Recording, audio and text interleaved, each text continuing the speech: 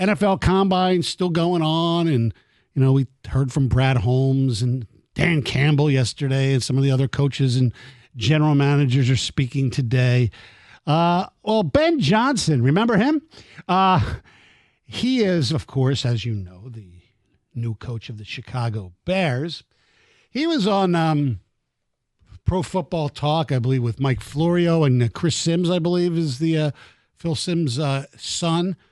And they were talking about different things, including some of Ben Johnson's former players and some of the plays that they've done, including one with Penei Sewell. Now, is he throwing malicious shade? Because he's showing shade, okay? But is he throwing malicious shade towards Jared Goff, or is he just effing around with his buddy Jared Goff, who happens to be the quarterback of Ben Johnson's main rival now? You know what? I think it could be somewhere in the middle. I think that he has a good relationship with Goff, that he could say this, but it looks bad because Goff can't really respond.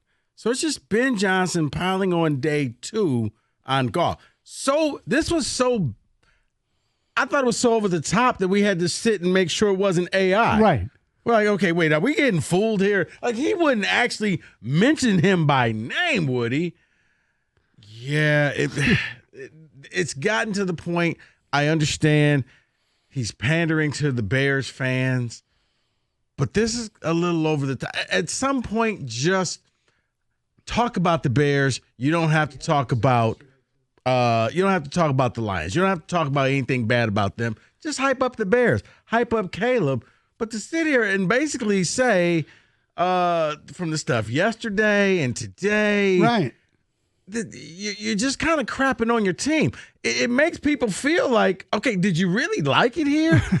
Like, seriously, the body's not cold yet, and you're sitting here taking a victory lap just about – it sounds like you couldn't get out of town fast enough because you were just playing and had a bunch of pathetic people running your offense. It was, you couple that with, and you alluded to something he said yesterday at the podium. So in 2 successive days, he's basically taken, like I say, throw shade, taken a pot shot at Jared Goff. This one you just heard is about the mobility.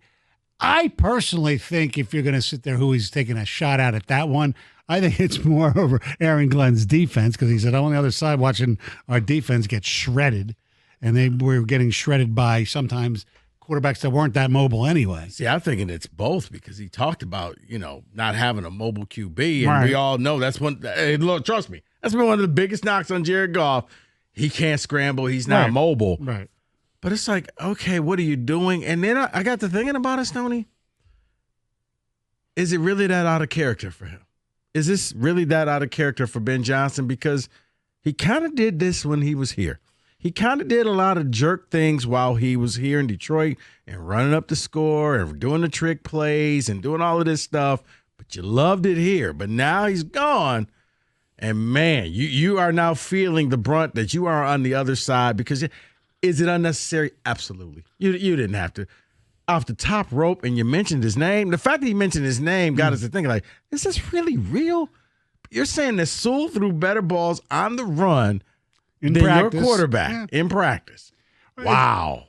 As far as the play calling, running up the score, yeah, there were his plays that he and members of his staff and Dan Campbell came up with, and he called them during the game, but Dan Campbell could have prevented that if he didn't want him to run those plays too. So it's not all Jared Goff running up the score. He could have, but I mean, I don't know the hierarchy. Especially the Dallas game. But I think Dan Campbell's one of those coaches where Ben ran the offense. I have the power to veto, or if there's a play that I want you to run, or 4th down plays, I'm calling those. But Ben was just kind of running his own thing, and it just, he did some real Richard type things while he was here. And now he's going to Chicago, and he's real. I mean, he started off, remember his press conference, he blasting Green Bay. Yeah. And I know what it's like. And I was like, dude, you weren't the coach. You were the assistant coach. And then it just kept going on. And now he's taking shots at the Lions. Did he take shots at the Vikings yet? Not yet. Well, it's Not interesting. His general manager in Chicago, remember when Ryan Poles took the job? He said something about we want to rule and own the NFC North.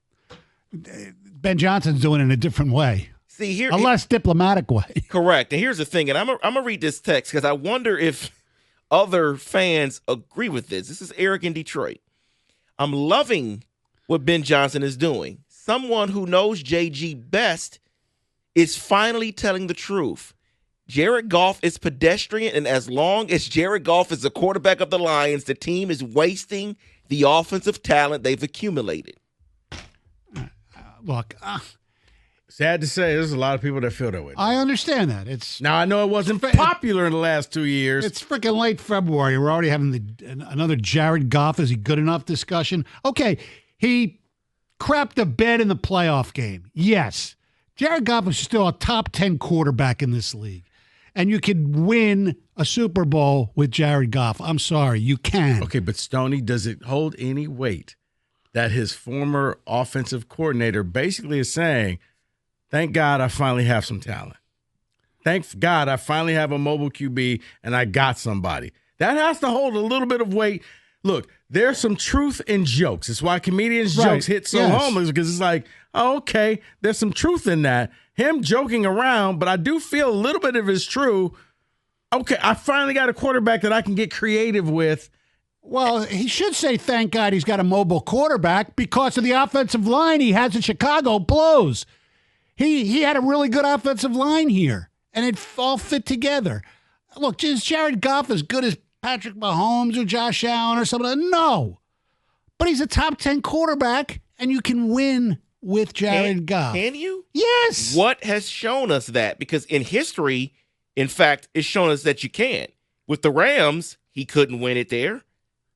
With Detroit, he can't even get them there. Okay, was it his fault they didn't beat San Francisco? Or was it freaking Josh Reynolds' fault that the ball was right in his freaking hands and he dropped the ball? Well, if you go off schedule a little bit, like Ben Johnson is saying, maybe you don't need that at the end of the game. Maybe you just run and pick up the first down.